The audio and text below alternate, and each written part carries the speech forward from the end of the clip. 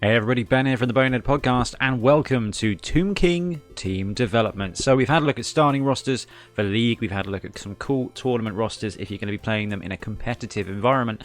But what we're going to do now is we're going to go through the Tomb King roster. We're going to look at each of the positionals and look at some of the skills you can take, when you'd want to take them, why you'd want to take them, and what you do after that. So let's have a look at Tomb Kings.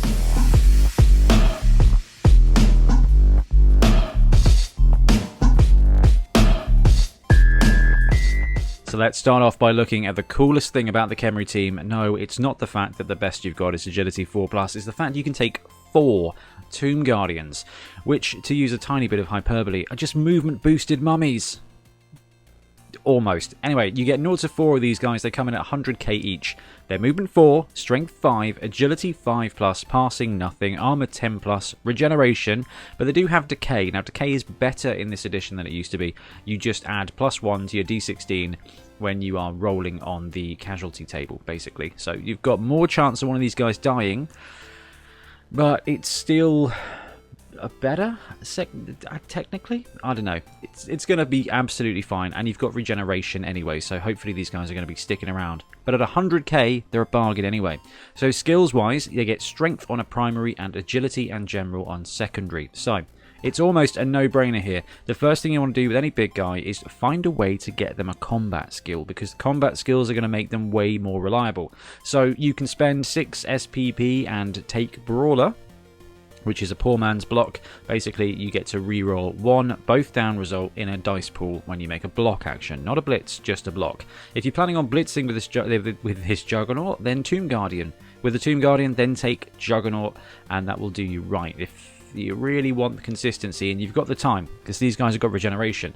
It's going to take them a few casualties, but you could just save up and take block when you're good and ready. Obviously, they don't start with Mighty Blow, and this is the only big guy that essentially doesn't have Mighty Blow to start with. So, well, except the Yeti, which has Claw instead. But you know what I mean. You are going to want to take that as early as possible. Guard is going to be great on Tomb Guardians. They're going to work in concert with other Tomb Guardians as well. This is going to help protect them. Break Tackle isn't as great as it used to be. It used to be they could dodge away with Agility 5. Now they're dodging away with Agility 3+. That's still not bad. There's no loner here, so you can use your rerolls.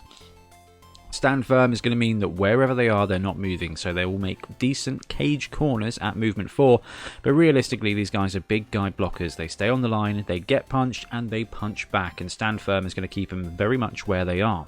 And if you want them to stay very much where they are, Grab is going to help you keep other people in base contact and exactly where you want them.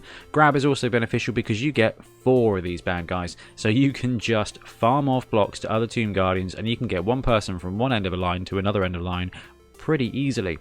Multiple block is also not bad, probably a tier 2 skill for Tomb Guardians. Once you get some other guys with guard, that multiple block becomes really tasty. In fact, 1 guard and 1 support is going to give you 2 strength 4 blocks, which is the majority of the time going to be 2 decent 2-die blocks.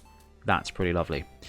You can risk a random strength with the Tomb Guardian, and you've got a whole bunch of skills there that really aren't bad for you. Let's have a look. So, random strength skills. Armbar, not ideal, but it will come in handy from every now and again. Brawler is decent. Break Tackle, like I said, going to give you that 3+ escape. Grab is good. Guard is good. Juggernaut, medium.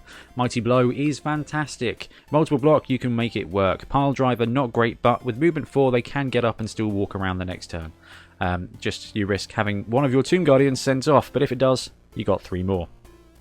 Stand Firm is going to be useful. Strong Arm is going to be a reroll, and Thick Skull is just going to keep them on the pitch a little bit longer. So if you get to 3 SPP and you're in a short league, or you're just running behind, or you just want some more juice, you can take that random.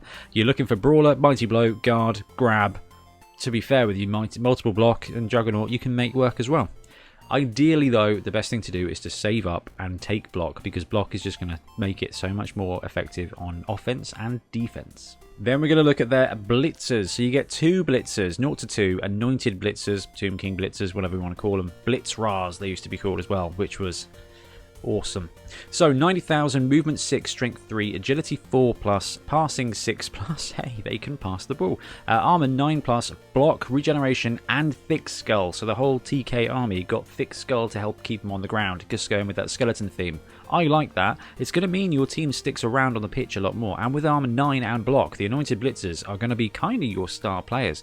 Agility 4+ is on par with the rest of the team.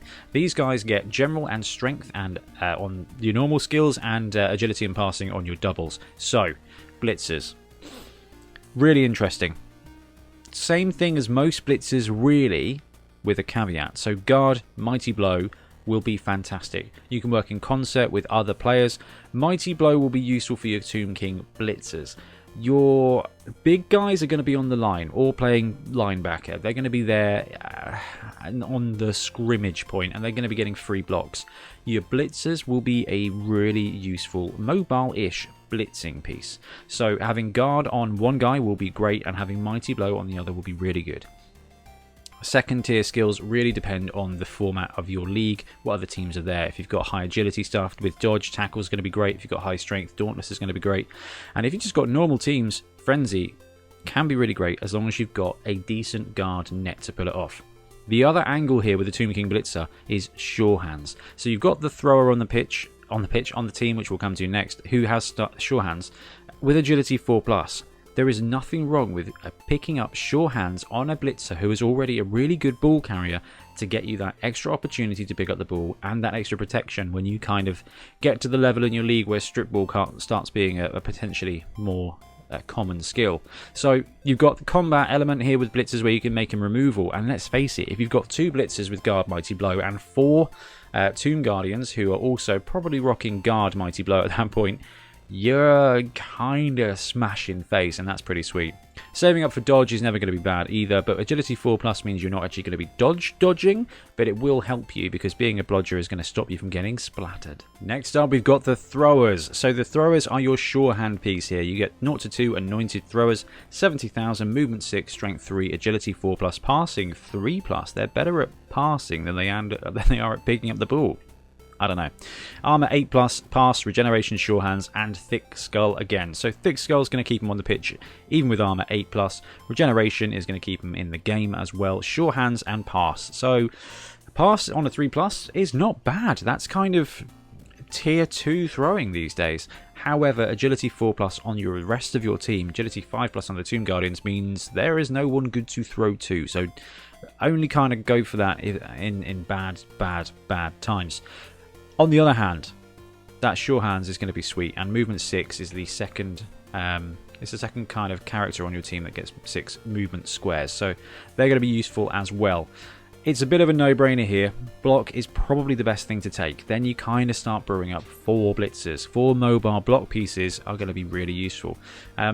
However, these guys have got passing access. So with 70k rerolls, if you want to increase the amount of rerolls on your team in the league, then taking leader on this guy is going to save you 140,000 gold pieces. That is a lot of cash. So when it comes to starting a league, the Tomb Kings have got an absolute... There's quite a lot of different ways to set up, especially now you kind of are perhaps more inclined to budget an extra reroll based on the rules changes. Leader is looking like a really tasty option for one of your throwers. Now if you've got 2, then one gets blocked, becomes the ball carrier, one gets leader and becomes your leader carry, your leader caddy. That's not bad at all. The other thing you can do here is look at on the ball. So OTB gives you 3 squares when you're receiving the kick. That is half a turn of movement. That makes your thrower a movement 9 sure hands piece when you receive the ball.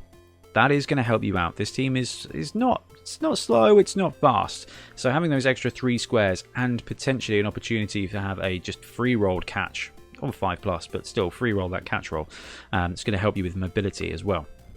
So one thrower probably block on the ball, and the other one leader to be your kind of reroll caddy is going to put you in a great spot. Dodge, guard, great doubles for these guys, but realistically, block, leader, combination of that will set you right. Let's bring it home with the skeleton lineman. So we've talked about linemen all over the shop.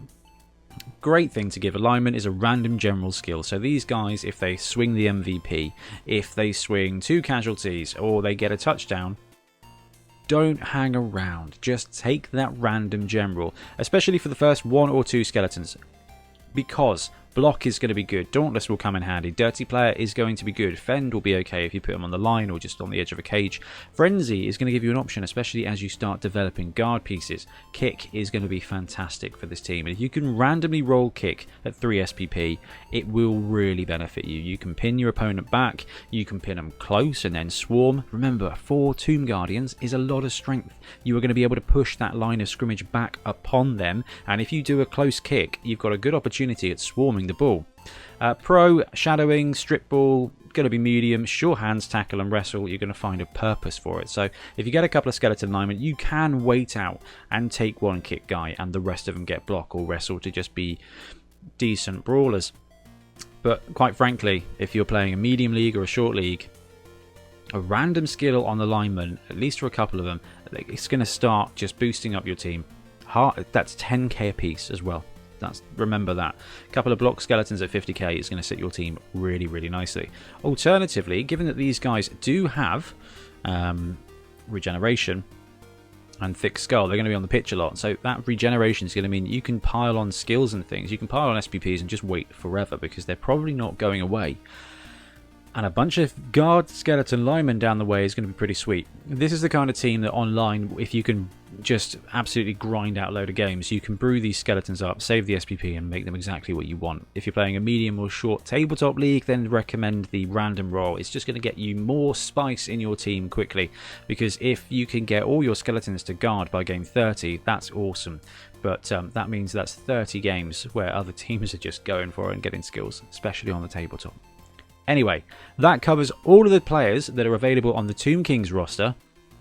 It'll be interesting to see how it looks when Games Workshop kind of revamps it. Hopefully, if they release a team, just add a little bit more spice and some really lovely miniatures. Would be great, G-Dub. Be very happy with that. It's a cool team. You kind of... it's going to be slow to brew up SPPs for these guys, but they don't massively need them. Getting that cash to just open up your positionals, buy more stuff. Rerolls are going to be key. It's going to be a really interesting team to play, and it's kind of a unique challenge, and I like that. And as you add skills, whether you're going random strength on the big guy, random general on the skeletons, or just being very clever with your 2 positionals, it's going to shape up to be really cool. Anyway, I'm going to disappear now, guys. Please let me know in the comments what you think of Khemri in Blood Bowl 2020, because I think I'm impressed. Anyway, I'm going to go, and we'll see you again soon for some more Blood Bowl content. Thanks for watching. Thanks very much for watching. We really appreciate your support. If you want to support the show even further, please like and subscribe. It really helps us out. Or come and join us in our Patreon, link below, where you get early access to our content and monthly competitions. See you later.